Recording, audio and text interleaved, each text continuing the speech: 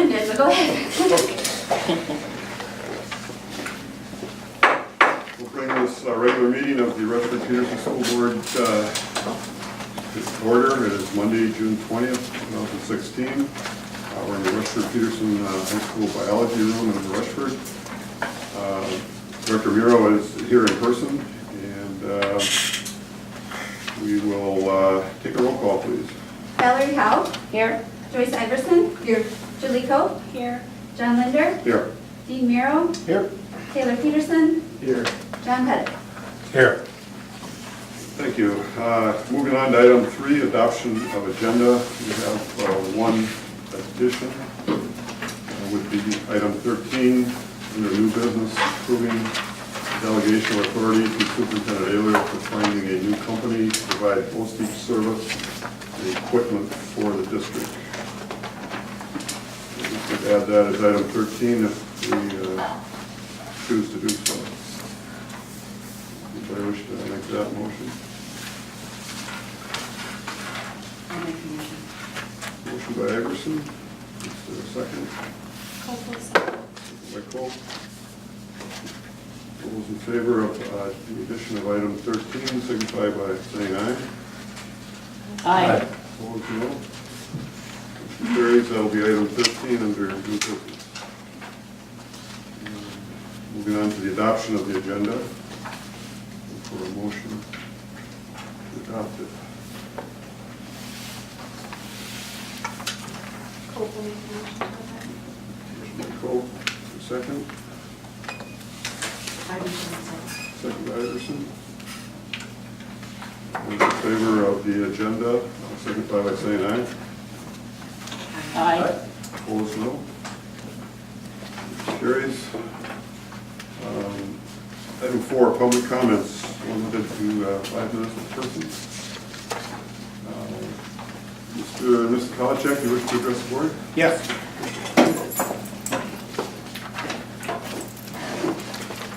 I just got off the phone with my lawyer shortly before this meeting. Adding Mrs. Holly to our lawsuit is a clear violation of law.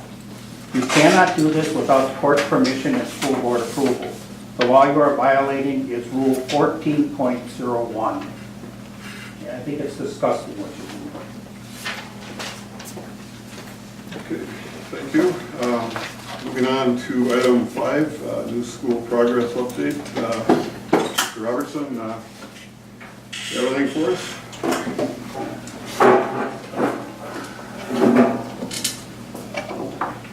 Good evening, ladies and gentlemen of the board.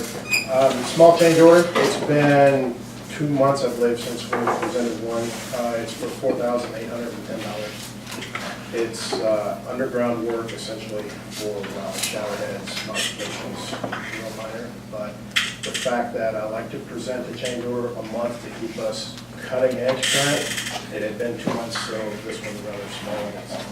It's $4,800. But as far as school productivity, everything is going as planned. Concrete slab is going down. Roof is actually getting installed on the gymnasiums. Masonry is starting to wrap up on the big product masonry walls. They're going into finals and dressing up smaller areas. Nothing critical mass at this point. It's been moving as expected. Can you repeat the number again for the change? Change order number 5 is $4,810. Okay, thank you.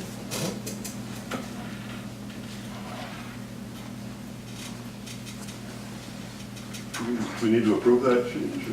No, sir. We're good. Anybody have any questions for Mr. Robertson? Everything on schedule? Or? So far, everything is moving as anticipated. Nothing drastic on the horizon. Thanks.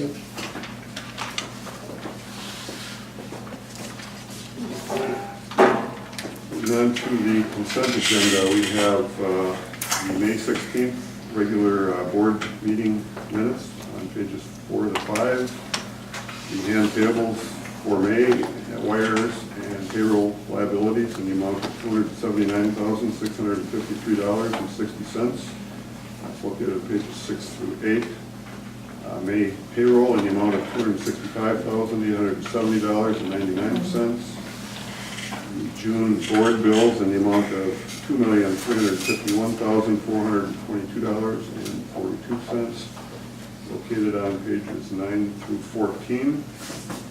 And we have some personnel issues, resignation of Bethany Engen, vocal music teacher, and prom advisor, the hire of Heidi Dudley, ag education teacher, hire of Melissa Chupik, elementary special ed teacher, the resignation of Gary Wade, junior high football coach, the resignation of Sherry Michael, assistant senior class advisor, and the hire of Sherry Michael as the head senior class advisor. Anyone have any comments or questions on the consent agenda?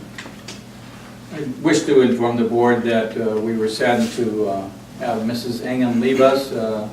She served our district well.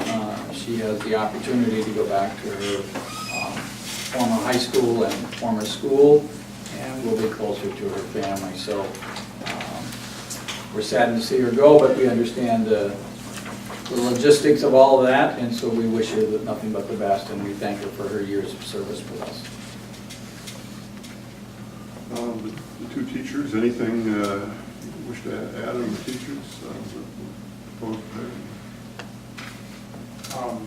We thought Heidi Dudley comes to us from Cassville, Wisconsin. She was a Red Wing High School graduate, got her degree at River Falls, and then taught at Cassville ag education for the last 2 years. Moving up here, Melissa Chupik is South St. Paul originally, went to Winona State, did some student teaching in our high school with Sherry Dix and Ian Torkelson, and she lives in the Crescent, I believe. Yep. And is going to come over. We're both very excited about joining the staff.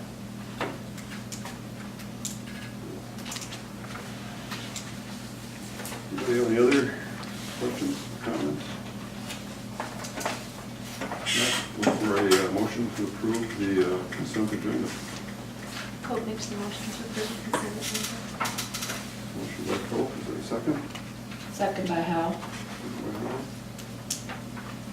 Any further discussion? Not, all those in favor of item 6, the consent agenda, signify by saying aye. Aye. Opposed, no. Motion carries. Moving on to old business. We have second reading of some policies we need to approve. Number 421, gifts to employees and school board members. Number 511, student fundraising. Number 701, establishment and adoption of a school district budget. 701.1, the modification of the school district budget. 702 is accounting. 702.1 is fiscal management goals and objectives and financial ethics. And 702.2 is state and federal revenue sources. Anybody have any comments on the second reading adoption of those policies? My personal thanks to Joyce for coming in and assisting us with some of the changes that she suggested at the last board meeting. So she was kind enough to come and work with Laura and I on that. So we're very appreciative of that. And so we don't have any other additions or corrections at this time. Anybody have any concerns, comments on the second reading of the policies? Not, look for a motion to approve those items under 7. Howe makes a motion. Motion by Howe, Cope will second. second by Coe. Those in favor of item 7, the approval of the second reading and adoption of the policies, signify by saying aye. Aye. Opposed, no. Carries. Moving on to new business, item 8. Approve the one-on-one initiative program for grades 9 through 12 students beginning with the 16-17 school year. Mattson, do you have anything to add to that? Before Mr. Mattson talks, I just want to let the board know that with his assistance and along with Dan Biebendorf and the input from the administrative team, we looked at that, and if you recall when you did my evaluation, That is one of the things that you asked me to focus on, so I took that to heart, and we looked at some avenues here as far as upgrades that would be needed here to this facility. We determined that through the assistance with ACE, or with Ascentec, excuse me, that those were going to be minimal, and anything we had to add to the building are, for example, the access points can be taken with us to the new school. So on that note, I'll turn it over to Mr. Mattson and let him share some of the particulars on the initiative that we put together with Best Buy as a partner in this initiative. So, Corey? Good afternoon, and thank you for having me. First of all, I'd like to state that I found out about the partnership with Best Buy through a technology directors meeting that I had in April. There are other districts in the state, Pequot Lakes, Orono, local one being Chatfield, that have instituted this program. Mr. Bieberdorf has been instrumental in helping gather some information and some numbers, kind of how the whole concept was going to work. When Mr. Ehler approached me, I believe it was in April, about the concept, I was first looking at the district doing a purchase of all of these devices, and budgetarily I didn't think that was definitely going to be feasible. We were looking at somewhere in the neighborhood of $70,000 to $80,000 outlay for that to happen. Not only that, we would have to store all of those devices here, maintain them, and so on and so forth. Through this model that Best Buy has developed, it's a program where the family will purchase the device. On line 2 of your page 15 in your packet, the district would provide the family with a $100 coupon toward the purchase of the device. So what that would be is we would assist the families with that, and we would pick 3 different devices, kind of a good, better, best scenario. And the first device we're going to shoot for a $99 price point to get students and families to adopt this program. With the assistance of Mr. Tim, we have encouraged the high school staff to use their staff curriculum development money to write curriculum for the online adoption of this program. With the wireless upgrades, that's going to facilitate even better ease of use with this, and like Mr. Ehler stated in his comments, those wireless access points would move to the new building with us. So those have a greater capacity. Our projected enrollment for next year in the high school is approximately 225. So we would be looking at an influx of that many devices, be it student-owned already, which we would definitely assist them with to get them connected if they want to use their own device. The concept behind this is that we want a standardized device in grades 9 through 12 that the teachers and the students are used to. This year in 16 through 17, we would have it be adopted in grades 9 through 12. And the goal in 17-18 would be that we would adopt it in grades 6 through 12. So we would have a device in every child's hands, the availability of a device in every child's hands after the 17-18 school year.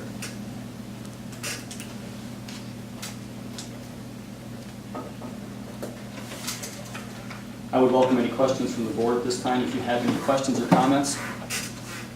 One question I had when it says provide a $100 coupon per family. Mhm. Now that is literally per family, so if you have more than one student, you still only get the $100. It's not 100 per student. It's 100 per student. It's per student. Yes, it is. It is per student. So if a family has more than one child in grades 9 through 12 They'll get 100. or 6 through 12, they would get $100 per child per device. Okay. And this is for Chromebooks? Correct. This is for Chromebook devices. Since we are a Google school, we chose to go with the Chromebook model for this project. Would the family own it, or would it belong to the school? The family would own this device. The reason for that would be the family would do all the ordering through Best Buy. It would be shipped directly to the family's home after the order is purchased through the online web store, which I had stated in point number 1. Best Buy needs approximately 8 weeks to develop this store. The more devices we would have, the longer it would take. We're just going to go with 3 devices to start out. Kind of like I said before, a good, better, best concept. But the families would own it. The families would take care of all of the support. They would have the option to buy warranty plans, cases, headphones, all of that directly through Best Buy. We would be able to help the families in any manner with, getting a contact with Best Buy and shipping and so on and so forth if they had questions for us we could definitely assist them with that. Do you know what the lifespan of the batteries of the Chromes are? When they start off, it depends on if the student or the family, if they discharge and charge the batteries fully, they last for years. So we would encourage that. I mean, because you're not gonna have enough outlets for all the kids to have it plugged in during class. Correct. If you're So speaking about you're talking like daily use, Right. anywhere from 6 to 8 hours. 6 to 8 hours? Yes. So in theory, one charging would definitely Would last be a fine student for a day. Absolutely. And Corey, that's one of those, with a lot of the other districts, the expectation for students is that it's fully charged when they come to school that day. Okay. So they can charge if they need to, but this is that put in place that expectation that they show up with the charge from home. So then they shouldn't make it through the whole day. Would that have free Wi-Fi Yes, they would use the school's wireless. so that they could like print? Yes. things for- Okay. Yes, absolutely. Yep, we would be upgrading the wireless access points in all of the high school instructional areas. It's a good idea. So will this take place of, because the students have computers, will it take place of the books that are currently being used? That's a very good question. One of the things that we had spoke about was the development of this program, number one, and I was trying to wrap my head around budgeting and, textbooks and so on and so forth, and speaking with Mr. Tim, that's why we wanted to offer the staff development money, so we could make that push to more online curriculum that the staff would be able to get to the students. Another drive behind this program that Mr. Ayler made very clear to me was the fact that he wants the students to have these devices year-round. If the district owned these devices, by rights, we should reclaim them in June. We should go through them, verify their working order, and so on and so forth, and then in September, we would hand them back. This way, the device is in the students' hands all year long, and they're available for them to do any online curriculum for, conversion of textbooks and, lesson plans and so on and so forth, so they can do all of that online. And they can use them in every class? Absolutely. So they could take notes on it, they could put Absolutely. things on their calendar? Yep, one of the concepts behind the Google Classroom and the Google concept is that they can do everything online through their Google Drive. They can do spreadsheets, presentations. We will be providing connections for the students to be able to hook their Chromebooks up to classroom projectors so that they can do presentations right in the classroom with their own device. So if we give the go-ahead 8 weeks and then they'll have this webpage set up? So I mean, if you're talking about the school year, is there going to be enough time for the parents to? We respond? anticipate, that's a very good question. Upon board approval, I will be contacting Dave at Best Buy tomorrow, possibly with Mr. Ayler or Mr. Tim on the phone as well, and we would give them the go-ahead. The next step would be for myself to pick out 3 devices, along with assistance from the offices to see where we want to go, and then they would develop the web store. We would use the online notifier system, we would use the website, and potentially email to get the note out to the parents that this program has been adopted. And we will be having parent information meetings, one in July and one in August. The web store would then open up, and we would anticipate that the store would be open until potentially the middle of September to October. When I attended the last staff meeting with the high school, we did say that potentially there's going to be a few hiccups because some parents don't necessarily adopt the program immediately, so they're going to be buying devices potentially the first week of school, and we made sure to let the staff know to have a little bit of leeway with that so that the students could get a device and then have it in their class. This is nothing, I mean, they're not required to take part in this, are they? They are not required to take part in this. If they have, I'm just wondering, what happens if, a majority of the students do, Mhm. and everything starts to go online through these computers, will then students get left in the dark if they, for whatever reason, don't choose to? we're going to ensure that they don't. If we have families that come to us with concerns about the program, so on and so forth, we've had many talks, the administration and I, we will assist the families. We will buy devices to have on hand for either loaners or kind of a rent-to-own kind of a concept for them. Some students will opt not to. Some students will have an iPad, some will have a Samsung tablet, some will have they just want to use their cell phone. They're more than welcome to do that. The main drive behind this is to get a standardized device in the hands and to have the staff doing more of an online curriculum. This is more of a, probably not directly towards this, but have you ever thought of doing like a class for the parents? Because I do Google documents, schedules, I should say not documents, schedule and email and such. But when the kids have questions on the documents and the spreadsheets and wanting to print it at home and such, I have no clue. Correct. So have you ever thought of doing something for the parents to say, hey, this is how you... There's going to be a lot of things we're going to run into with this program that I can't see. I am going to be talking upon board approval to many other districts. You know, Pequot Lakes and Orono, there's a lot of bigger districts. They put out thousands to tens of thousands of these devices, and we're really small potatoes compared to that. Yeah. And La Crescent is another district that's done that, and their tech person has been very, they've talked with us a lot about what to do, what not to do, and so on and so forth. So we're going to run into those issues. If the request is made and we have enough people that need that kind of information, we will definitely do our best to get Or something you out. could, I suppose, put it on your YouTube channel. Or Absolutely. something. We can do something like that. Absolutely.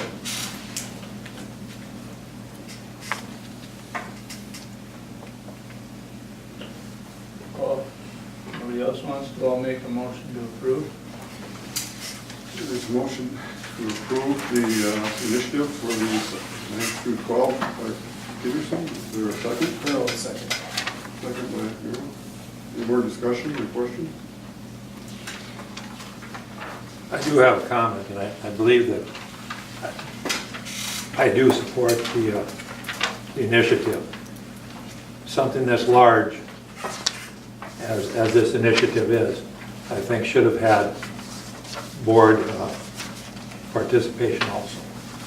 So I just remind you that there is a technology committee also that has never met.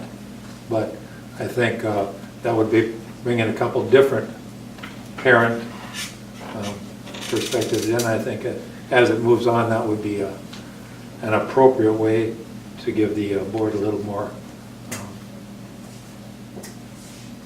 knowledge of what's going on. So when they're asked, well, how come you have to buy this or whatever it is, I would like to see that, but I absolutely do think it's right. I do have a little information from it, from other schools, and so I think we need to do it.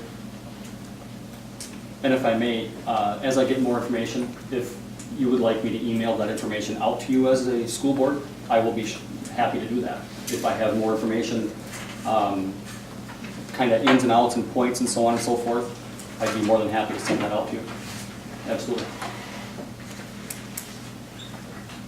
Anything else? We have a motion pending. So all those in favor of item 8 under new business, the new initiative for technology, grades 9 through 12, signify by saying aye. Aye. Opposed, no. Motion carries.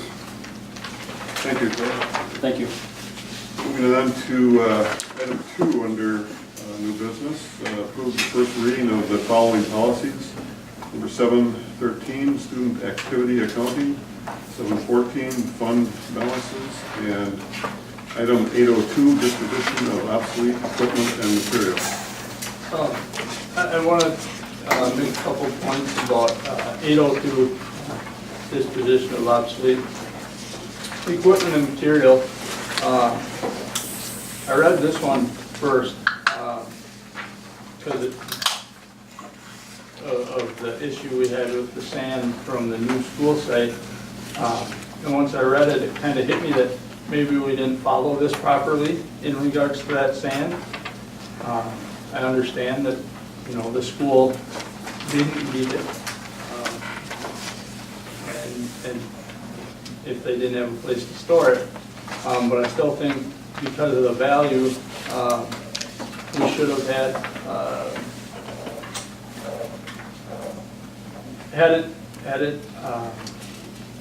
had notified people in the paper properly and all that. And also took sealed bids and maybe went through the proper steps board approval and whatnot. I don't know if it's still possible, but I'd like to maybe see if we could at least recoup some of what the value of that sand is, just after reading the policy. We've had this discussion before, as you know, and one of the things that hasn't changed is that we have a contract with the construction company, and one of their responsibilities was making the site available, including, removing material or adding material. So that actually was their responsibility. What they did with it, I guess, was their business. So it wasn't our sand once we entered into that agreement. I guess I saw it as that sand belonged, or any material really that came out of their dirt or whatever it was, I guess I saw it as it belonged to the taxpayers. Well, that was probably part of their bid. If they would have been required to bring in material, that would have been included in the bid. If they had to remove material, that was taken into consideration. The other thing is, if we're going to monitor that, there were thousands of loads of sand that went out of there. Are we going to hire somebody to stand there and weigh them, and the dispatcher to figure out where it's going? I mean, that would be a cost. And I don't remember anyone volunteering to do that. That would have been a paid position. So one of the things you hire a contractor to do is take care of all that stuff. So I guess I don't see that as falling under this rule we have. Anyone else has any thoughts on it? But that's, I believe we even had our attorney look into it a year ago. So I guess I'm not sure that falls into the policy.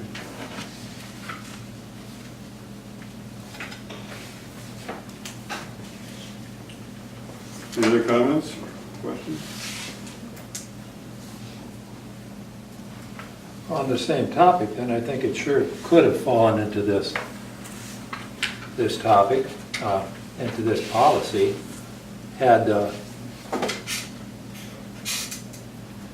general or whoever was in charge of it had any knowledge that there was that much available. I think it was something that was just slipped on by and happened, because sand had been a topic of discussion here prior to that. Mm-hmm. And in fact, I asked for the cost of the sand from that site to be moved, and I never did get an answer to that. So I think a policy, and if it would have followed, at least I would have had an answer, and we would have all known going in what the value of that sand was. Then you realize we have to hire somebody to load up those trucks and pay them. Absolutely. Yeah. And I thought we figured that out, it wasn't cost saving. You don't. After I the gotta look fact. back my notes. There was, we had that discussion, and we did get some information, I recall, regarding sand, the value of sand. There was some, the value of sand is primarily in the loading and the hauling, not the actual sand. So, we're here to run a school district, not monitor dispatch trucks, find bids. That's one of the reasons we got a bid. I'm sure these contractors are well aware of what they were getting into when they made their bid. So that was part of the consideration. Maybe one of the reasons the bid came in lower than we anticipated. So you have to factor all that in there. If you want to piecemeal all this stuff, we'd be overwhelmed with it. So. Well, I believe that figure was $3 million, and so I don't believe we call that piecemeal, even at this board. I think that's a pretty large item.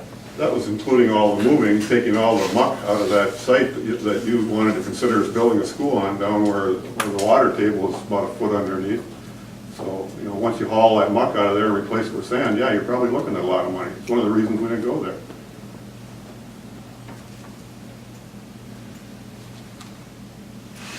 That was one of the reasons we didn't go there. Absolutely.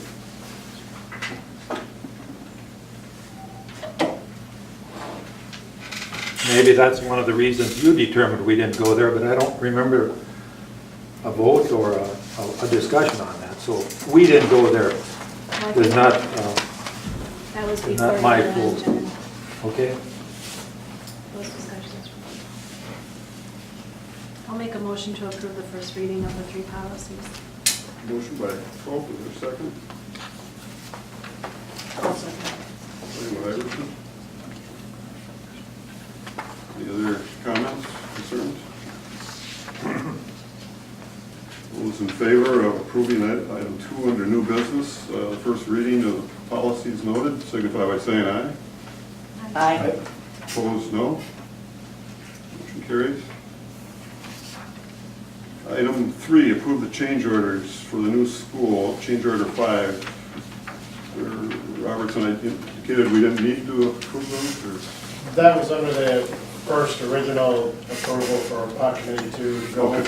This was more just information that it's $4,800. Okay. $4,800. Okay. We'll go ahead with adopting the change order. Those officials. All right. So any more discussion on the change order? Questions? Not, for motion to approve item 3, change order number 5. Hall makes a motion. Motion by Howard. Second. Cole will second. Second by Pope. All those in favor of approving the change order for the new school, signify by saying aye. Aye. Opposed, no. Motion carries. The item 4 under new business, approve the revisions to the 2015-16 budget. And I believe we got some new information on that. When I gave you a handout there, it should say 2015-16 budget on top, so the number 1 on the right-hand corner. Emily's been working diligently to put the numbers together for you, so I'll turn it over to her and we'll have her walk it through for you. So it's 5 pages, and they're stapled together, and that's items 4 and 5. So we'll do the 15-16 revisions first. That's the first page, and on the top is our approved budget for 15-16 for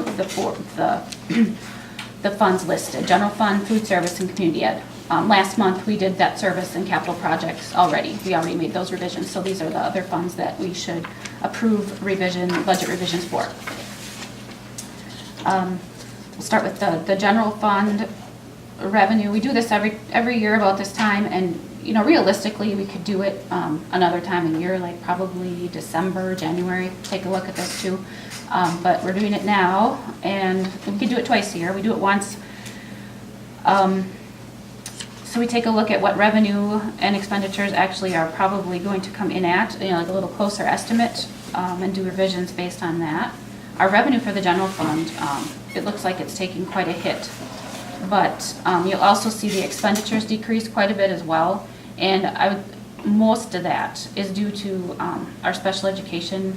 I had budgeted quite a bit more in special education expense at the beginning of 15-16 than what actually occurred. We had a few things, a district this size, we have a few things that could really throw the budget, and we had a possibility of some out-of-state placements, and we budgeted those in, and those didn't happen.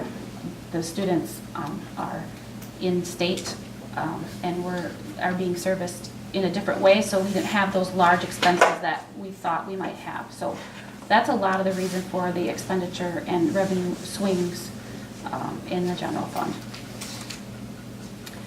Page 2 goes into further detail, though, on those expenditure swings. So page 2 will list the expenditure swings by program, and all the programs are listed on the left, and these are the expenditures that were adopted and then the revised amounts. And so both amounts are listed, and then a difference is listed on the right as to if it's an increase or decrease in the budgeted expenditures. So we'll pause a moment, just take a look through those. And I'll point out a few things. Administration, We're revising the expenditures down a little bit, mostly due to, we budgeted a little more for board travel that didn't happen, and our administration health insurance costs weren't as high as we thought they would be. Our next program line is district support services, so that's all of the, like the district management, business services, et cetera. All our professional fees are in there, main one being legal fees. So significant increase in legal fees that we were not expecting this year. That's basically why we had to revise the budget. The next program is regular instruction.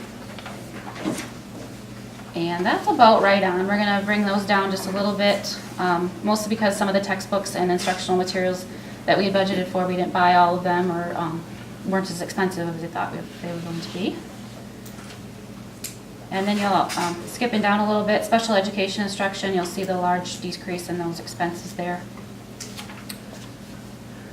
Instructional support, those have decreased as well. Mostly staff development isn't as high as we expected it to be.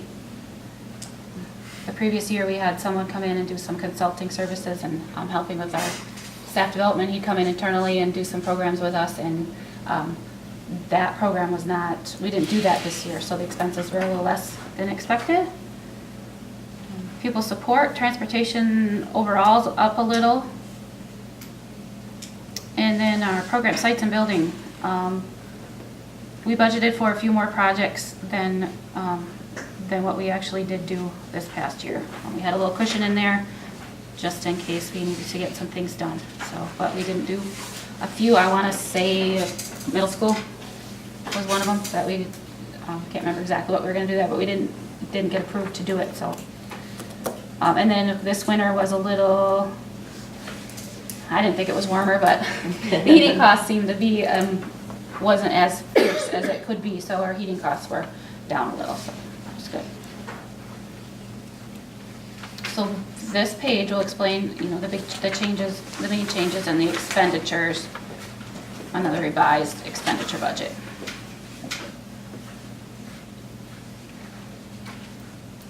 So we also have revisions for food service.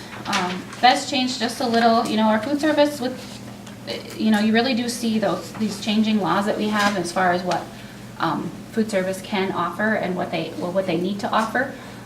There's some expenses involved, and then you also don't really see a revenue pickup from that. The kids aren't liking, well, shouldn't be so, they're not liking the changes as much. It's going to take them a while to get used to some of the things, the wheat noodles and, you know, some of those requirements that we have to have. The actual sales of the kids' meals are down.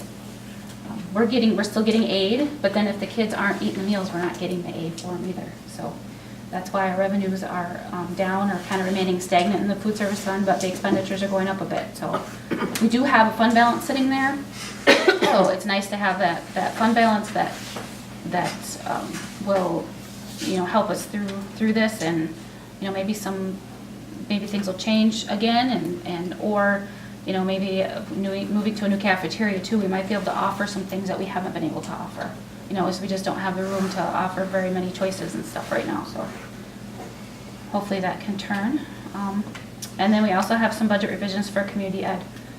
Huge upturn in revenue in the community ed, and SAC program is just going to town, and so that's a lot of the revenue swing. Our youth rec programs are in full swing as well, so good things are happening. Now, I did budget a little more of a deficit coming through than originally this year. Now that's kind of, I'm conservative. I didn't bump up the revenue, and I think there might be some more revenue coming through that will help us out, and I don't think we're going to be looking at it as much of a loss there with that 10,000. But we'll talk more about community ed too when we do approve the 16-17 budget, because things will definitely be turning around there. So those are your budget revisions. So if you have any questions, feel free.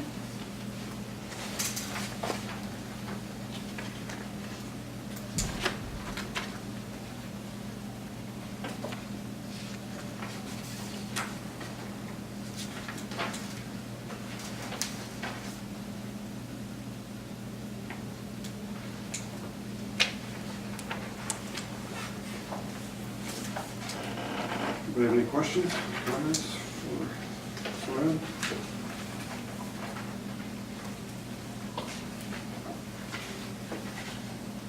I'll have to look for a motion to approve the revisions to the 15-16 budget as she presented it.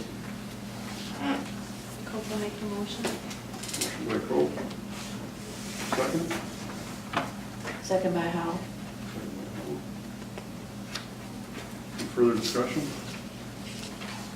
All those in favor of the revisions to the 15-16 budget signify by saying aye. Aye. Opposed, no. Motion carries. Moving on to item 5, approve the adoption of the 2016-17 budget. I guess we're continuing on to the... Yeah, continue on to page 3 then of that handout. Okay, so I've listed each fund, the revenue expenditures, and then the estimated change in fund balance, and then projected fund balances for 15-16 and 16-17. The fund balances are just kind of for your information, because you know that can change a lot by the end of this year and next. But we have our general fund revenue of about 7.2 million, and expenditures about 7.2 as well. We're kind of looking at a break even for our general fund. You know, if you remember what I said last year, I'm always a little conservative on our enrollment estimates. You know, just we'd rather be on this end and have a nice surprise in the end, or you know, in the fall when the enrollment comes up. There isn't a very huge swing. We do have a smaller kindergarten class this year, and so that is, you know, taken into effect a little bit. But then on page, so then that's our general fund revenues and expenditures for about a break even, or a $30,000 net expenditures over revenues. And so then page 4, again, just like the revised budget, page 4 lists the expenditures in the general fund by program, so you can see by program. I don't know if, I mean, I can go through each line, but I said basically, with the negotiations this year, we are, some of our contracts were, well, our contracts that were settled did have increases in the salaries and benefits. So that's the reason for most of the changes in the increases in all of the expense items in the categories. District support, I brought down the expenditures a little bit, hoping our legal fees were not as much next year, but we're gonna have, you know, salary and benefit increase in district support services, as well as administration. Our health insurance went up just a little. That'll add to our expense as well. The regular instruction is a large, you know, of over 100,000 increase, salaries and benefits, but also do the technology equipment, the one-to-one initiatives in there, as well as instructional supplies. Now our textbooks and instructional supplies aren't a big amount this year. I think we are purchasing and going into a 2-year deal on our math series in elementary. So that's partly in the 2-year deal, so we have half that expense this year.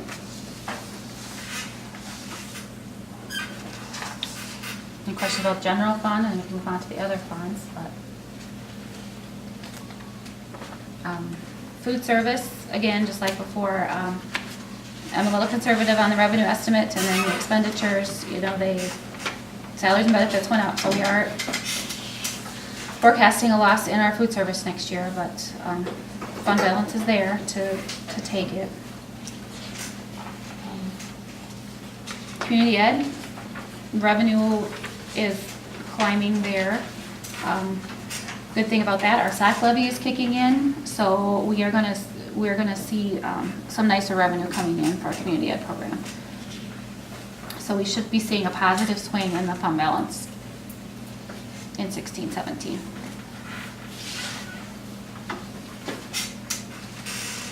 And capital projects, we budgeted a little revenue for interest and investment income, and then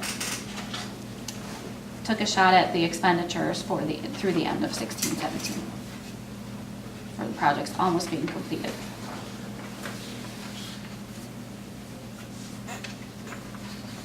And in debt service, the revenue and expenditures comes right, the expenditures come right off of our loan payments, like, there's principal and interest. And the revenue comes right from the state, and that includes our tax levy, and that includes the debt equalization aid as well.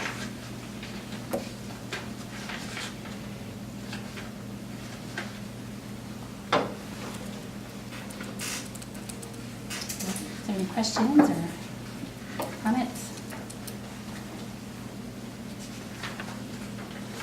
Do you have any comments, questions?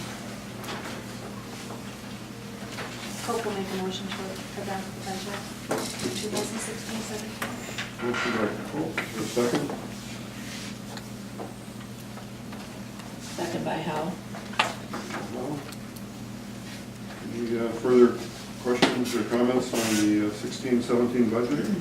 Just a note of thanks to Tony and Laura both. They put in extended time here to get everything in place, so my deep thanks and appreciation for their hard efforts here. And so I think they put forward tonight a very positive projection here, both for this fiscal year as well as the next. Thank you. Any, all those in favor of approving the adoption of the 16-17 budget, signify by saying aye. Aye. Opposed, no. Motion carries. Mr. Chair? Yes. I do have a question of Tony. It wasn't Okay. for the adoption. All right. When you started your report, you mentioned that we didn't have to do this now. We could do it at a different time. We could do it twice a year. We could do it whatever. I don't know what your reason for mentioning that was, but would it be better if we did this twice a year for your department, or if we did it at a different time of year? I mean,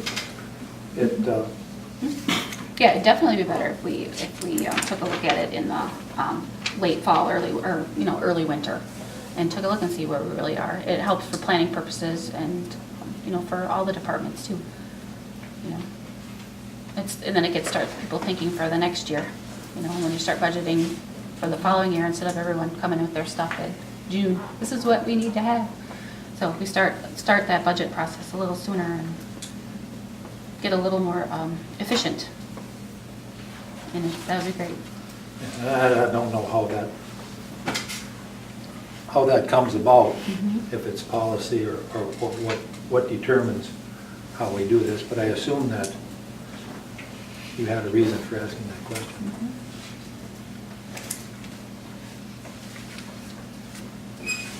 Okay, moving on to item 6, approve the agreement to purchase HVED services for 16-17, located on pages 16 through 18.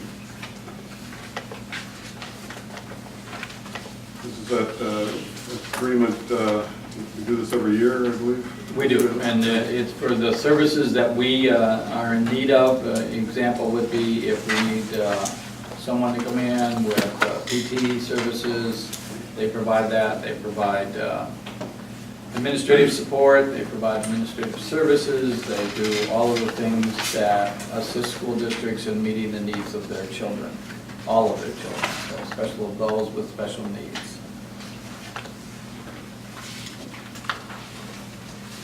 Makes a motion to approve the agreement. Motion by Coe. Second? Second. Second by Iverson. Any questions or comments on the Hiawatha Valley Education District services? Were they included as part of the special education instruction expenditures in the budget? Yes. But that didn't have anything to do with the 36,000 that were the wrong way on that one? No. Okay. That was the out-of-district.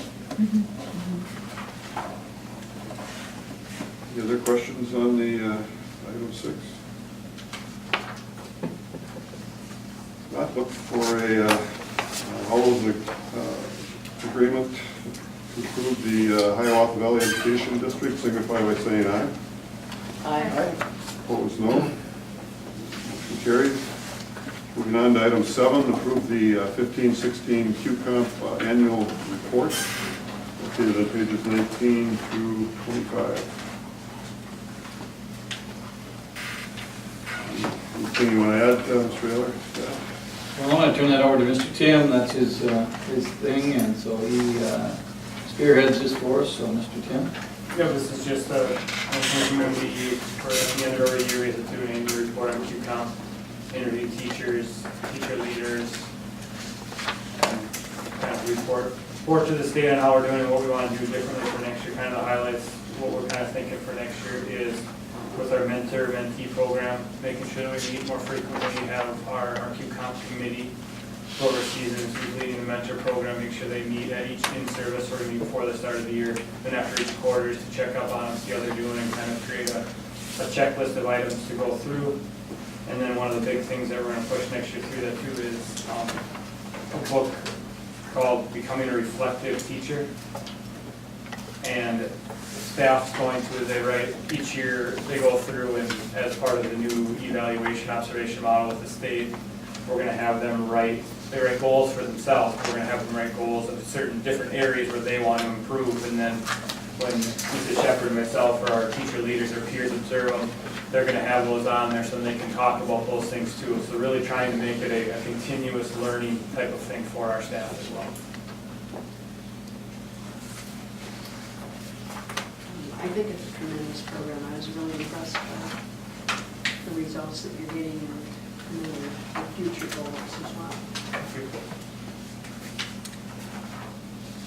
I do have a question, number 5, Mr. Tim. Page 5, core component, performance pay, and alternate salary schedules. As I read through this, the question was, well, what percentage of all licensed staff met the standards to earn proficiency pay? The answer was 100%. And that earned performance pay was 100%. And then on to number 6, licensed staff that met the standard for movement on the salary schedule was 100%. And what percentage of probationary licensed staff earned movement was 100%, which meant all the teachers did that. My major concern here is something is wrong if 100% can make it and we still have a teacher that we did non-renew in an area. And it was for, as I remember that night when the question was asked, it was for problems in the classroom. I'm wondering how you can get 100% and not keep your job. And the movement on there, they have 3 areas that they have that the QComp plan was created, and there's 3 areas that they get measured on to determine if they get movement on the salary schedule. One area is they have to give a pre-test and a post-test in their classroom, and if they show an increase from pre-test to a post-test, they get a check on that one. The second area is observations in the classroom based off of myself, Mr. Shepherd, as well as their peer leaders, the teacher leaders that do that. A non-tenured probationary teacher has 5 observations, 3 by us and 2 by the teacher leader. A tenured staff member has 1 by us and 2 by a peer leader, and they have to get an average of a certain score. On a rubric of a scale of 20, a probationary teacher has to average 10 to meet that requirement off of those 5 observations. And then the third area is MCA test results. And they create a goal, they sit down, each LC for each building creates a goal for themselves based on MCA scores for the following year. And if they meet that goal, that's their 3 areas. To get movement on the salary schedule, to go from one to the next, they have to meet 2 out of those 3. So that's where that comes in. So other than observation, QComp really doesn't have any bearing on teacher evaluation. That just those observations, that's a ton of them, 5. And that's the goal with QComp is to help improve. And that's one of the things, when we talked here at that meeting too, is trying to meet more with the mentors and mentees and really help that program so we can help our teachers improve and catch it during the year as well if we miss something and give those areas to help teachers. And I'll agree with that. I just feel that if we're hitting 100%, home runs every place, I think I think that's a pretty good staff, and I wouldn't be looking to send people down broke, is my position. Thanks, John. Okay, any other comments or questions on the QComp annual report? Have to look for a motion to approve the report. I'd make that motion. Motion by Iverson. Second. Cole, second. Second by Cole. All those in favor of approving item 7, the annual QComp report, signify by saying aye. Aye. Opposed, no. Motion carries. Moving on to item 8, accept the gasoline and milk bids for the 16-17 school year, located on page 26.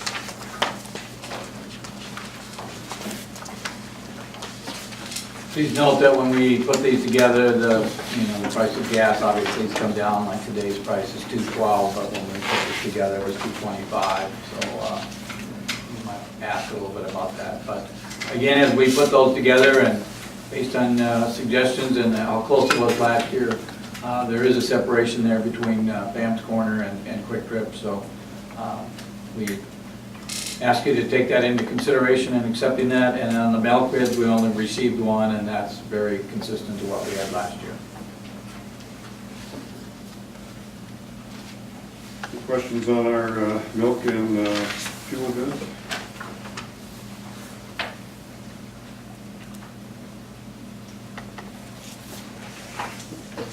For a motion. Approve. I'll make that motion. Motion by Iverson. Second. Cole, second. Second by Cole. All those in favor of accepting the gasoline and milk bids for the 16-17 school year, signify by saying aye. Aye. Opposed, no. Motion carries.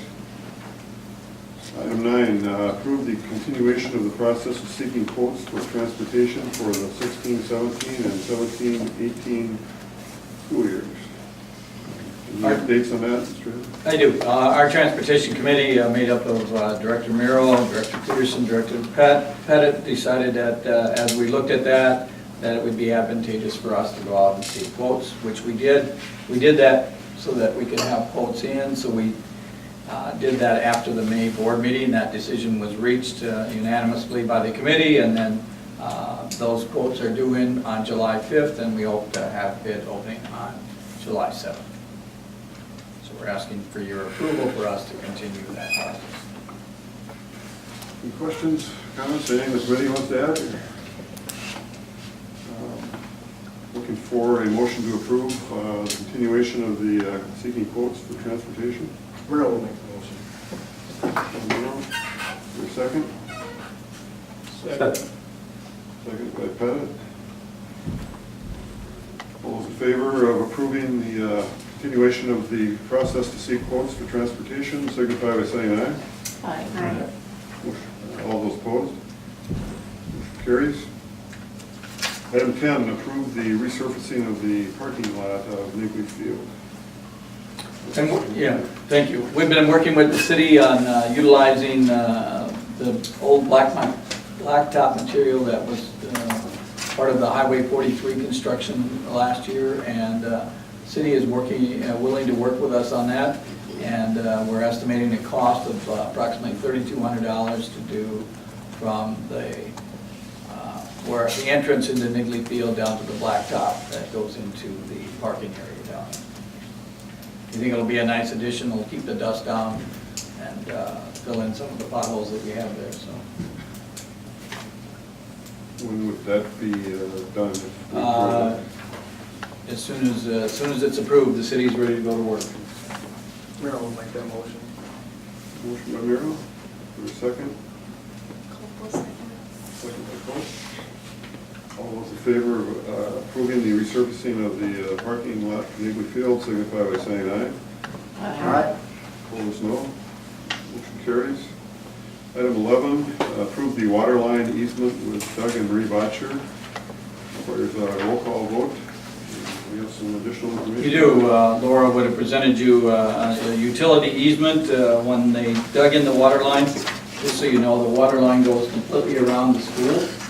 And as a part of that, Doug and Marie approached the district at the time and asked to have a stub put out on the water line.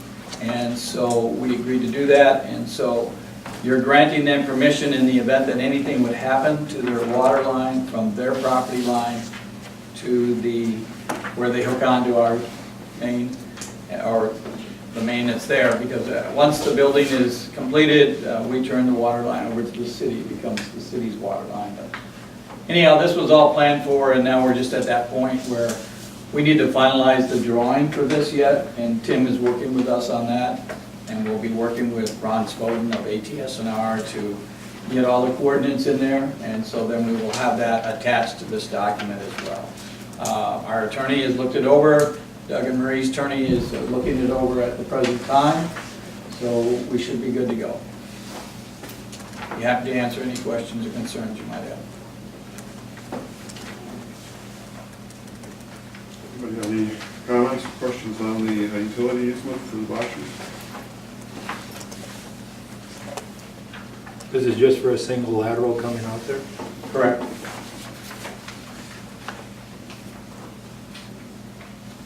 Miro will make the motion. Motion by Miro, for a second. SBR. I'm sorry. Says. We're going to call it. Yep. But we still need a motion. Yeah, so Miro, we need a second. Hope a second. Second by Colt.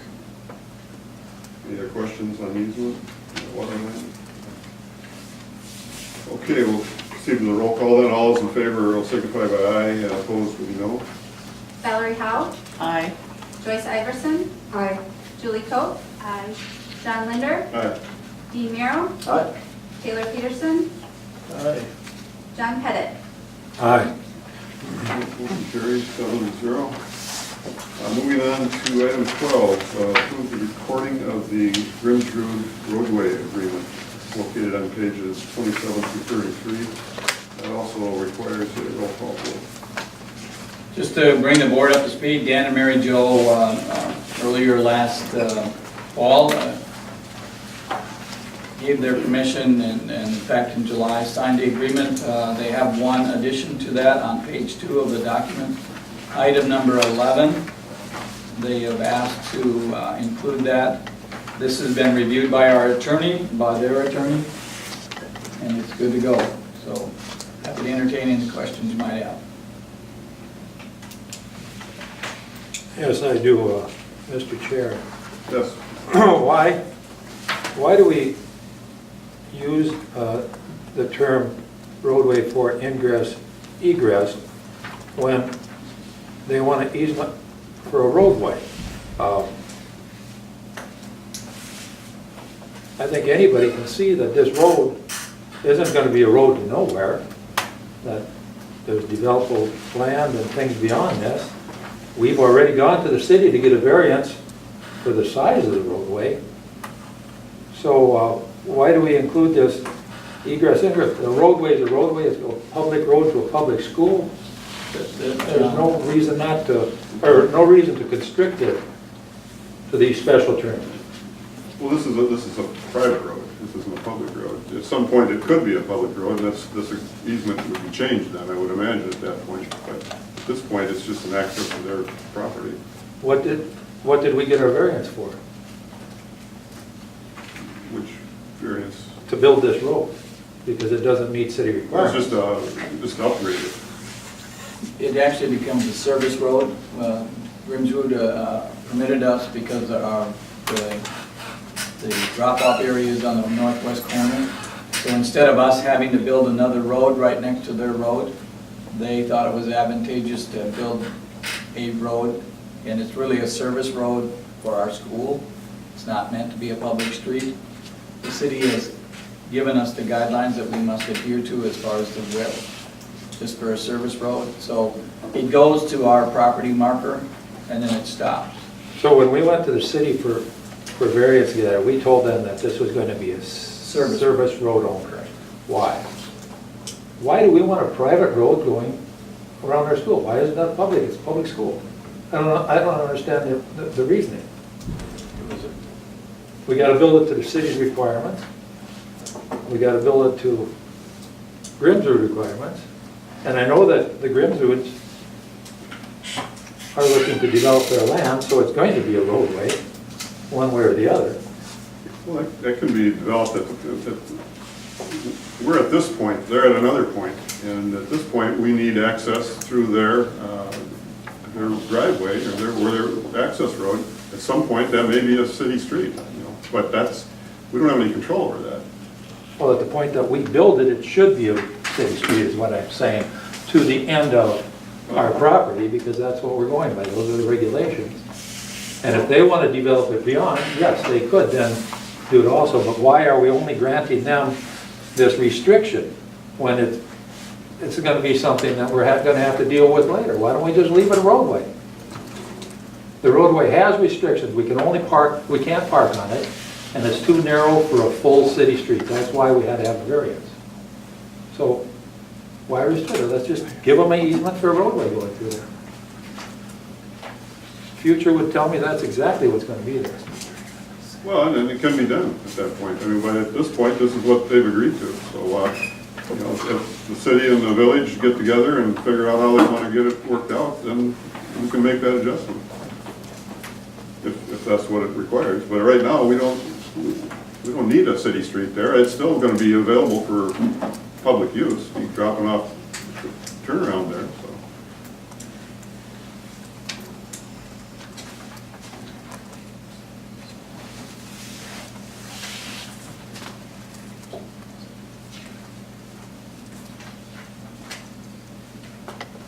Any other questions on the roadway agreement?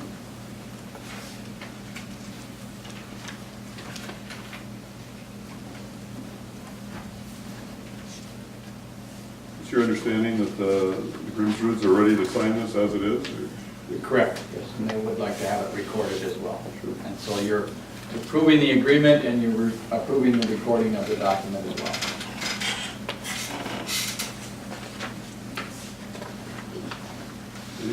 Anyone wish to make the motion to approve the recording of this agreement?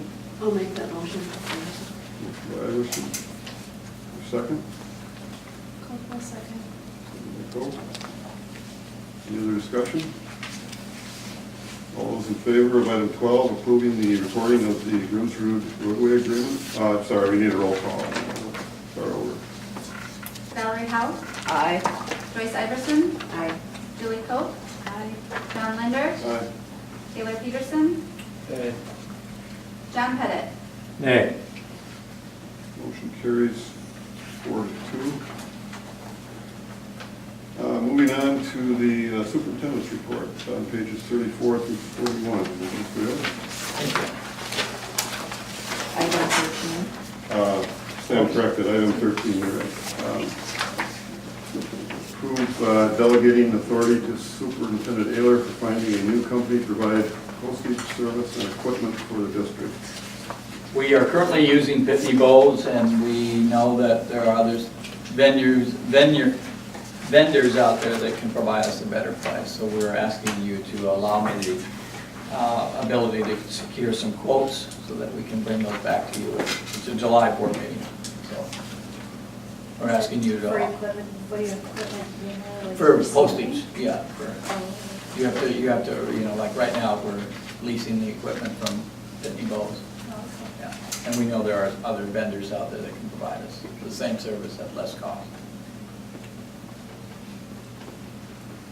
Any questions on item 13? I'll make the motion to authorize the superintendent. Motion by Iverson, is there a second?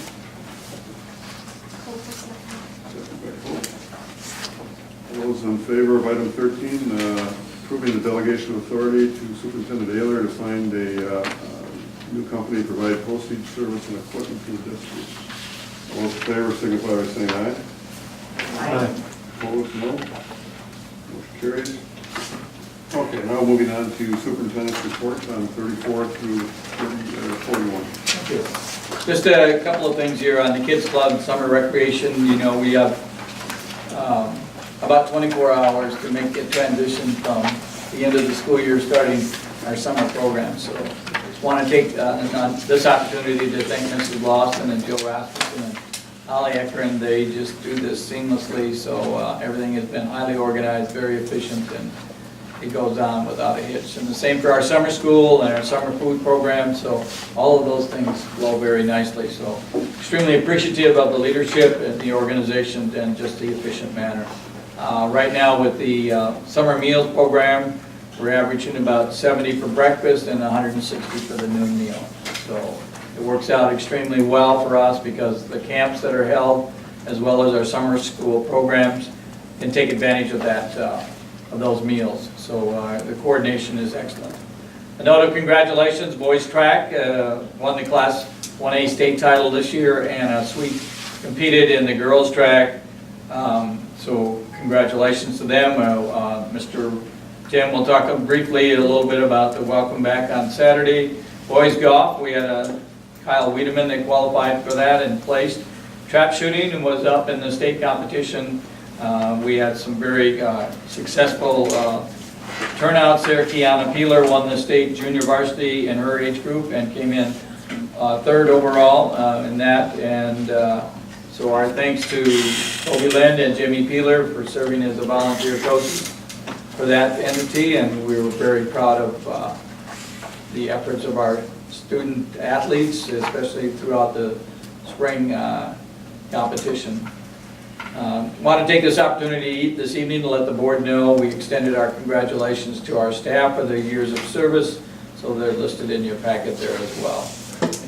New school update, as Tim indicated to you earlier this evening, they continue to move things forward, and we're very fortunate that the weather has cooperated and we were able to withstand the heavy rain last Tuesday. We had 3.5 inches of rain here within the proper of the city of Rushford, and all of that came in about 2 hours. So quite concerned about how everything was going to turn out, but as it, knock on wood, we were fortunate. The RP Foundation, I put in your packet that they have some been working with myself and the administrative team, Lisa and Dan Biebendorf as well, to come up with a venue or an avenue for anyone wishing to make a donation to the new school. The guidelines are included in your packet, as well as how we'd go about receiving those donations. I want it clearly understood this evening that we're not out seeking these donations, but we have had inquiries. So it's nice to have something in place so that if something were to come to fruition, we have things in place that can assist with that and meet the needs and desires of that particular individual or families. The tax bill, as many of you may or may not be aware, I've included in your packet this evening. When and if the governor and the legislatures are able to get together, and if the governor were to sign that, it would mean a 40% reduction to our ag owners and farmers, particularly in our district. So we're hopeful that they can put their differences aside, move things forward, get a special session called, and get things moving forward. I know that many of our ag people work with our local officials, because they, along with myself, continue to encourage this type of legislation, and so I'm very thankful and appreciative to all of those residents that reached out and contacted our elected officials and encouraged them to continue that venue of helping offset the costs. Concerns have been shared with me about the amount of legal fees that we have incurred, and we've been keeping track of those, and those are included in your packet here this evening. So just a reminder for meetings upcoming that we have Thursday, July 7th at 3:30, we'll be opening the quotes for the transportation, and then our July meeting is July 18th. So I'll be happy to answer questions, concerns you have in regards to my report. I have a couple of concerns in regards to the legal fee. I don't know if anybody else on the board, I would assume everybody has, they got it in the email. Read through the depositions of our school leaders, Mrs. Holly and Ms. Halachek. And after reading through the depositions of our leaders, I'm a little bit concerned that I don't think the taxpayers should be footing the bill for this lawsuit anymore after reading these depositions, for the simple fact that our leaders didn't follow the legal advice of our school attorney. If you read the deposition, you'll find that that's pretty clear. I'd like to see if we can't figure out an alternative way to get these covered without borrowing from the taxpayer.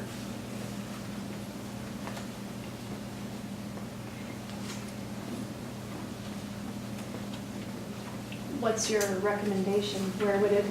Where do you think the money should come from? Oh, I mean, Should we it come could, from individual pockets? or- why not? I mean, where? Why not out of individual pocket? Why not? Like, what are you recommending? Do you want Chuck to pay for our legal fees? Is that what you're thinking? Why not?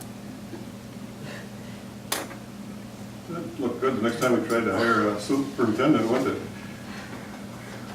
You know, it's not, never mind, I'm not even gonna get into it. It's just- So That's that's probably just- good that you don't. Yeah, it probably is. So why don't we just move on past that? It comes out of the school, it comes out of the public. That's just the way it is.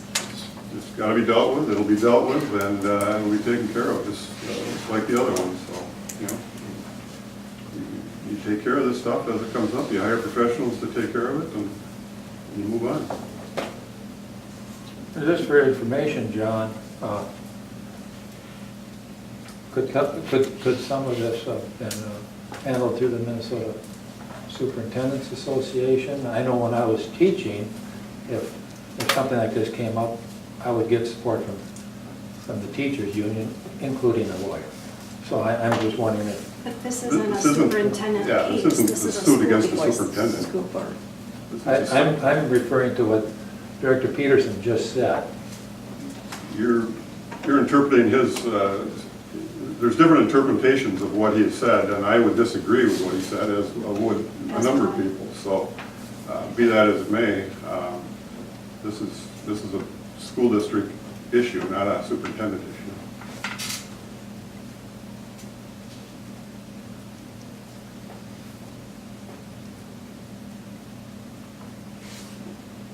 Okay, any other comments, questions, concerns on the superintendent's report?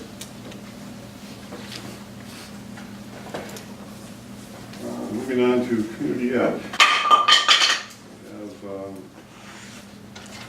We have community ed, Ms. Lawson. Yeah. Everything available for? Well, yeah, we've been super busy. We've processed about 715, give or take a few, registrations for this year, for the summer. So we have a lot of busy kids traveling to many ball games, track and field. I do want to say a special note of thanks to Gary Wade. He did a fantastic job with our track and field program. He also hosted an invitational last Monday. It was beautiful. We had kids from St. Charles to La Crosse, from Caledonia to Winona. A lot of kids coming to our community, and families, so that was very fun. A new program we started this summer is Soul Sisters. We have 18 girls part of that, and it's a really beautiful program that a group of ladies got together and they want to start a nice running club / health awareness and introduce girls to healthy living and being active as well, and just incorporating that into their daily lives. So very fun. So I listed it all there for you, the breakdown, and we're still taking registrations in many of them. A couple grants that we've received, a grant from Gilmore County, it's through the SHIP program, and you probably saw it if you parked on the blacktop. We received 2 big garden beds. They're about 6 foot long, and we're getting plants probably tomorrow. We received 30 bags of soil and some peat moss today, so getting that underway. Our Kids Club kids are going to take care of that all summer. They're going to grow some tomatoes and do some fun things. So that is through that grant, and thank you to Brenda Pullman and Fillmore County for that. The other grant I wrote for Bookstart, we wanted to give away some more books, and through Bookstart grant with their Smith, the foundation over Southern Minnesota Initiative Foundation, we received 100 books, and what I'll do with those is in all of our early childhood programs, we're going to give a book to every student that comes in, whether it's early childhood screening, to ECFE, to any of our events that we have, we'll be able to give away some books, so that's great. ESL, or English as a Second Language program, we're going to hopefully be offering that class again this fall. Had some interest again that we have some people in our community that would like to partake in that, so I'm working on that. Horizons 2 are adults with disabilities. We had a prom with Fillmore Central Schools. I wasn't here last month to report on that, but we had over 30 attend, and what that is, Fillmore Central, we collaborate with the other schools, there's 4 other school districts, and adults with disabilities came to this wonderful event. Kids Club, as Tony stated earlier, we are continuing to grow. Jill runs a very beautiful program. We have 12 staff, and they're doing really, really well. So I can't say enough about how great our staff is. Lily View Preschool, we're still taking registrations. I just had an inquiry again today, so another preschool. So that always makes me excited. And then Advisory Council 2, I changed the meeting to June 29th at noon instead of 5 p.m. because of all of our evening events. Parents and kids are going to be gone, so noon it is if you can make it.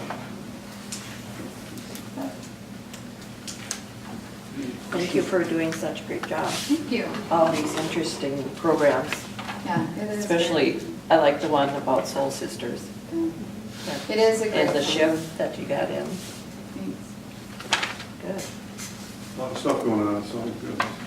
Thanks. Any other comments for Ms. Foster? Okay, moving on to elementary, middle school principals report. Okay.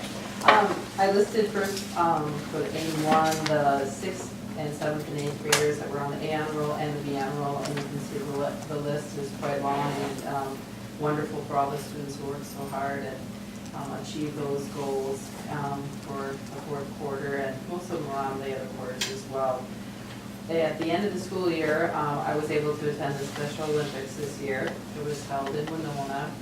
I had never been before, and it was amazing. Teresa Brown and Nikki Schultz were there with their students, and as were many, many family members, and pitched a big tent, and whoever wanted to come join in on that 10 by 10 tent, strangers, people from RP, family, it was just wonderful. The events, you think of long jump and you think of Noah Carlson and our little guy and little girl, they jumped and they went up this far, about a foot, and everyone cheered, and it was just so heartwarming. And then the big event at the end when they had the races. Ava took first place. She started here with Teresa, mom, and everyone, family was at the other end, and she just zoomed down there, got a blue ribbon around her neck, and smiled. It was just so heartwarming to see this event, and our other students too. They were excited. There were people who work with them through Kids Club came to support some of the students, and it was very. It's just amazing. The events are very quick. If you're not watching, you may miss them, but everyone just supported each other, and it didn't really matter who was in the event, to be honest. It was just it was wonderful support for all the students, and it was great to see be a part of it. Teresa Brown also organized a track and field day for our K-5 participants down at the field on second to the last day. It was 2 hours per group, 10 minutes, so whistle blew, they moved to the next event. She divides up the students, K-5 students, a variety in each group, or K2 and then 3-5, different, so it's not specifically one class that moves, so they get to work with other students, other age levels, which is really nice, and those 10 minutes and move is great. The teachers each take a station, and then she had high school students, K5, or K2, excuse me, move with the students. So that was a nice way for, which group was it, Mr. Tim, do you know, was it just? The child development class. The child development class, so, and it was just fun, and then we had the K2 have lunch. As soon as they were done, we could see the 3-5 students come down over the hill, and then they had lunch, and then so one group can shift through, and Joyce did a wonderful job, and Chris Kingsley came down there to help as well, and Andy staff was available still down there, we're helping. So it was a lot of fun. I look forward to doing that every year. The elementary wing is in full swing. We have The whole east side is already moved back in, the floors are beautifully shined and perfect, ready to go. This Pelzel's room is done, and they just pulled the last 4 rooms today to get the rooms cleaned up. And so it's exciting to see, I mean, it's just a wonderful job they do getting this place cleaned up in a short amount of time, and everything's shiny and beautiful for a little while, and then when the school starts, so it's nice. Our ASTIS end of the year paperwork has been completed, and a lot of people helped with that. The list is in here of all the staff that did help with that. They have changed the paperwork since I first started working on this program. It makes it much more, it's much friendlier and a lot less stressful completing this work now. And you have good staff to count on. It's very helpful as well. So, and box tops for education, which we just received another check of around $400. And so it's pretty amazing, those little box tops. You know, I know we put them in newsletters and that, but anytime I see one, I'll snatch it and throw my purse and throw it in the container. But they're on a lot of things, and $400 many times a school year is pretty amazing for just taking time to cut off a box top. So I'm hoping everyone continues to do that and a few more. So, but a wonderful year at the elementary and middle school, and the year with the successful events. Questions for Mrs. Shepherd? Thank you, Mrs. Shepherd. Mr. Tim, you ready? Thank you. Just kind of highlight a couple things on the report there at the bottom of the first page there. Congratulations to our grade 4 seniors competing in the personal finance quiz bowl up at Winona State. It was something we've been doing for a few years, but it was the first year we participated in it. Aaron Thompson took those 4 seniors up there, project-based, so they did a little project before, and then kind of at the end was like a quiz bowl, knowledge bowl type scenario questions there. In the end, they wound up winning it and got a $250 scholarship from Merchants Bank. So it was a good experience for each of them. They each got $250, and it was a personal finance, kind of a senior seminar class. They do a lot of that stuff there. So it was kind of cool for them at the end of the year there. I think it was like their last senior week before we went up there and did that. I'd just like to add to that too, so the board is aware that it's one of the things that we've been working on is expanding our partnership with Winona State. We have an excellent partnership with Southeast Tech, and we've been working with Winona State. And so my thanks to Mr. Tim and Mrs. Thompson for taking advantage of this opportunity. It was it's the first time our kids were in it and they won it. So we're very excited and thankful that they chose to participate. And the other area I'd like to highlight is last year, about, I think it was probably, May or April before, we talked about having that Flex Friday class for our seniors, where our seniors wouldn't come in on Friday mornings during first hour, and they'd have their Social 12 and senior seminar as online classes. And I think by the end of the year, the kids started to get it to start. A lot of the kids enjoyed the freedom of not having Friday class, but then they also thought that there shouldn't be any work for not being in class on Friday. So we just had to kind of work through with all the seniors that even though you're home, there's still assignments, there's still work to do. But by the end, it was something real good, and as you guys approved tonight, the 1-to-1, I think it kind of fits really nicely with a class like that, where now all the students will have Chromebooks, and Dan and Aaron did a great job creating their classes on there using the Google Classroom and stuff like that. He talked to both of them, and I said, hey, would you ever go back to not having a Google Classroom? And they said no. They said it's phenomenal. They can put notes on there. It's one of those things that it helps so much of, not just for that Friday, but for a kid's gone on a Tuesday because they were sick or they had a college visit. They can look on there, they can get their assignments, they can just start right there, that the days of coming back the next day and what did I miss, or the days even of, well, I was gone, so it didn't really happen. School didn't happen yesterday, are kind of gone, because now they can continually go on there and check, and it's a real good thing. We've had other teachers that are utilizing it as well. So those are kind of the big areas that I have on there. And then I can do Dan's athletic report, and if there's questions at the end, and that kind of work. Sure, jump right on. As you guys saw, at the end of the season on the trailer, talked on track and field, golf, and trap shooting. We did have a welcome home ceremony on Saturday for all of those athletes that competed. It was well attended. Had cupcakes at the end by the Booster Club. They kind of supported us there, but just it was a good night to. It's tough when the track team, after they won state, got home I think at 11:30 on a Saturday night, and Kyle, he was golfing, got back on a different Wednesday late at night, and the track team got back late, so finding a day when we could get them all, and it was pretty good a way to celebrate what they did. And one of the comments that I made there, which goes back to having Mrs. Lawson talk about her programs and having the kids there, and having Mrs. Shepherd talk about that, is our high school kids are out and volunteering all over the place. And what I said with the track kids, and a couple of them, were that the first week school got out, they were at basketball camp all day volunteering their time to help basketball. Then they went to track practice for themselves to get ready for a state meet, and then they worked track camp that night.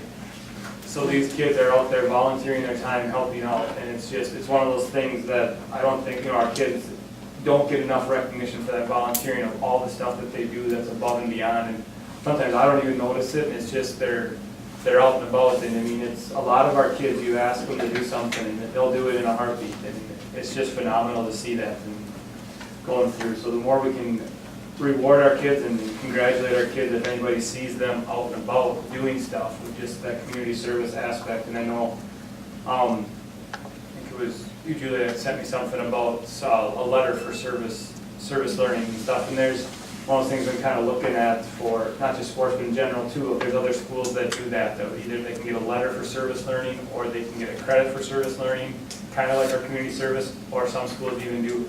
If they get so many hours, they get another core at graduation. So kind of looking ways to build that sense of community and have our kids out and about in the community, giving back to the youth. So I know it's kind of sports, and I went into that, but that was, seasons have wrapped up for the sports teams too, and now we're off and doing all the summer camps and the summer stuff. And then a lot of the high school teams, I know volleyball is playing Wednesday nights in Cotter for their summer league. I know that football's playing Wednesday nights in Winona for their summer league. I know baseball has Legion Ball. I know boys basketball's played in a tournament last weekend in Alaska. Girls basketball played in Wisconsin Dells last week. So it's like it's done, and our kids just keep going. And as you guys heard the bang and throughout the meeting, we've got kids in the weight room 3 days a week, and there's some now, but I mean, in the morning from like about 7 until noon, we've got 3 days a week kids in the weight room lifting too. So our athletes just don't stop, which is a good thing, and it gives them something to do in the summer instead of sitting inside. So if I can take any questions on athletics or high school to get done. I just wanted to mention, I really liked this year how you had the seniors go through the elementary with their caps and gowns. So I'd love to see that continue. That was really, really awesome. Yeah, that was one of those things somebody saw on Facebook and on the local news, and it was something we pulled together. And it was, at first, I thought our kids, some of our seniors would think, this is kind of down, and a couple of them did, but that day, I think of our 50 graduated seniors, and 48 of them brought their caps and gowns and walked through, and afterwards, there was big smiles on their faces too. It was like some of the seniors that thought it was, this is dumb. And when the kids were chanting, "We are proud of you," is what they were chanting going through, and there was big smiles. So that was a nice thing for them. Yeah, I mean, it benefits both of them so much. The other thing too is I think right now, aren't the girls state and boys state, aren't they? Yep. Up there? Yeah, that's right. Yep. Hayden Stensgaard and Haley Johnson? Yep, are up at girls and boys state right now this week. And I know that Grace Lumen's doing the Minnesota Mile here next week, I believe, as well. So our service learning there too, and coming back, and works out nice because starting here in July or August, Hayden Stensgaard will be our board representative for the next year. So it kind of worked out nice that he's up there at Boys State and can come right back and join you guys. So. Any other questions for Mr. Tim? Okay, we're on to our next board meeting will be on the 18th, right here at the same spot, for a motion to adjourn. Mr. Chair? Yes. Before we get a motion to, I have a question, and it deals with how we started our meeting tonight with Mr. Belichick's question. Right. I got the thing from Mr. Queering also, the email, that said that we're adding Mrs. Holly to the, he didn't say to the lawsuit, I can't remember exactly how he stated it, but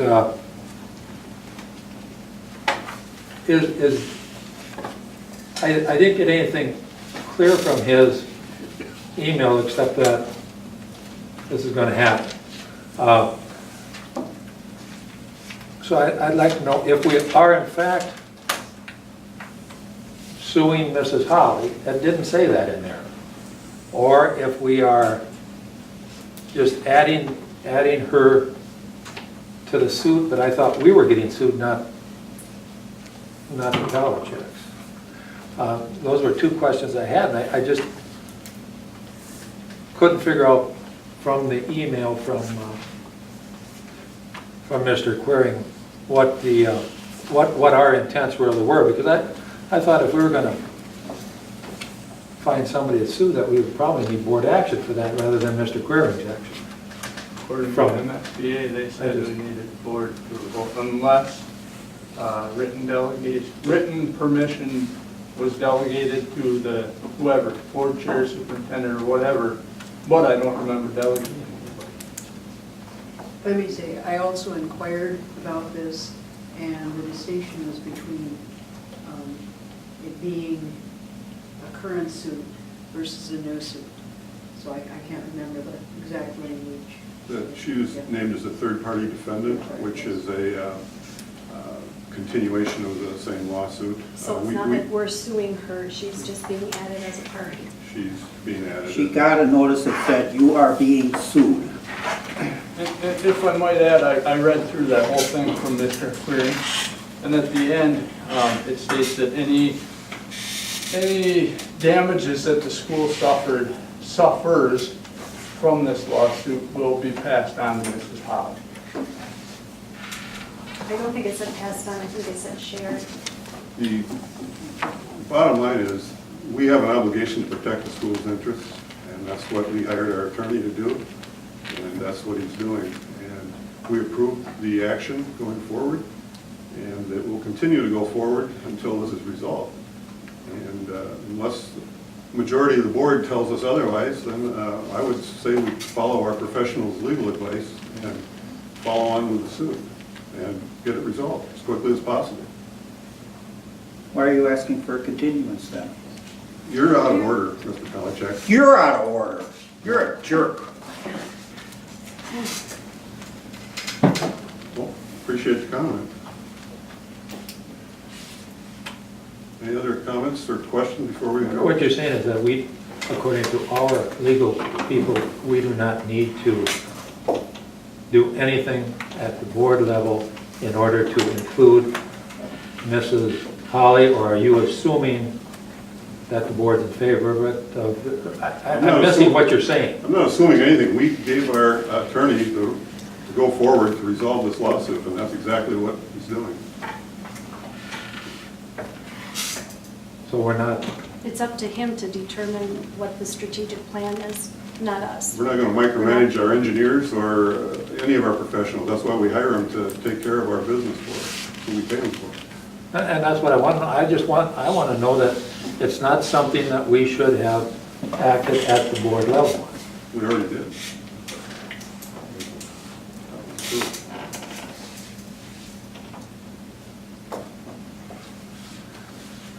I guess I'm not much clearer on it, Mr. Chair, but I guess I'll have to accept that. Any other, anything else? We got motion to adjourn? Motion by Iverson. Second? Couple Second. All those in favor of adjournment, signify by saying aye. Aye. Opposed? We're adjourned. We're all next month. Thank you for coming. This might be. Oh, that's a discussion.